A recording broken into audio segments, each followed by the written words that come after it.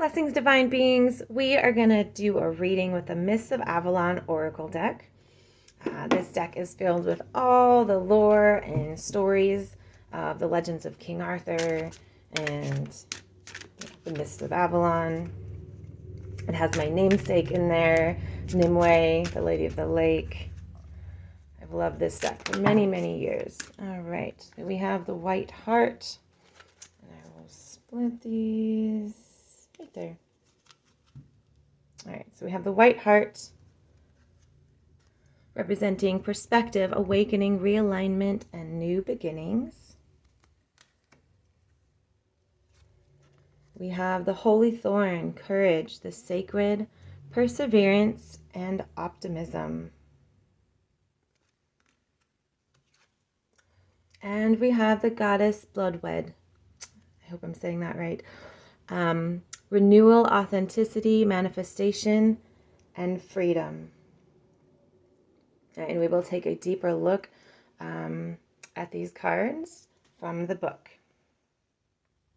Okay, so the White Heart, its quote says, "You have been granted insight as a reward of your heart-centered soul intentions." The message says, there are new beginnings in sight, new ventures, new opportunities, new possibilities, new heartfelt longings are appearing, urging you to move forward. Ask yourself, what is my heart telling me to create in my new life? What do I need to put in place to move me in a new direction? Remain calm in your center as opportunities present themselves. And the mantra for this card says, I am awakened to my potential. From the Holy Thorn, the quote from this card says, the truths of the world are sacred and held as secrets by the guardian of the realms.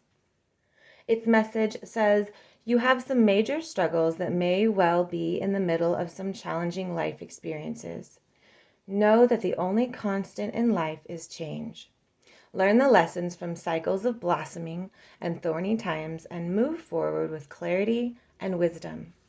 Make sure you experience joy and live your own life to the full without regrets and resentment. And the mantra for this card is, I am grateful for all that the universe gives me. I'm actually going to share the longer message too, and then I'll go back for the White Heart's longer message also, because I think it's important. When you encounter the card of the Holy Thorn, be aware of the duality of life's pleasure and pain. There are conflicting events in your life that force you to question whether life will ever run smoothly again. Our lives are punctuated by seasons of the heart. The joy of spring with new blessings lasts a season in time. The card of the Holy Thorn reminds you that a time of struggle and challenges awaits you in the next season, but joy will follow. You are connected to the sacred roots of the world's joy and grief. Just as the thorn tree flowers twice, take note of the blessings that come out of hardship. It is when you let go of the expectations and the need to control that you truly connect with everyone else.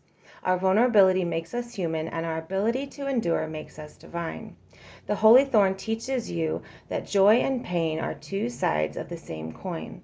One must wear the crown of thorns to first appreciate life's good times.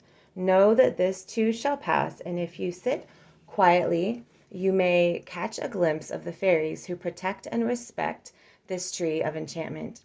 Take this time to practice being present with yourself and to connect with your heart. To sacrifice your life, your time, your ideals for someone else's well-being may cause you to feel thorns of resentment. This is a time to take a look at patterns of self-pity and make a conscious choice not to give in to this negative emotion. Now I am going to go back. We're going to backtrack to the White Heart. I wanted to read the extended message there. So when the White Heart appears in your reading, it is inviting you to start a new venture and a new phase of your life that will require chasing, being committed to pursue this new opportunity lest it may elude you. The White Heart was a messenger from the Celtic otherworld and often appeared when something sacred, a law or a code, was being broken. When the White Heart entered the hall of Camelot, he was chased by a hound. which then was followed by a damsel who was carried off by a stranger. 3 knights were dispatched to bring back the hound, the hart, and the damsel. This was the beginning of the quest. Ask yourself, am I pursuing my own quest? Am I on the right path? What new perspectives do I need? The oracle is clear that you must take both an outward and inward journey in pursuit of your quest. It is time for the awakening of your soul nature, to discover that your heart is calling you to follow. Discover what your heart is calling you to follow. To follow your heart's desire is to be awakened to the deeper longing for meaning. This is your search. The white hart is an ancient symbol of the god of the wild hunt, as are the gods Hern and Cernunnos.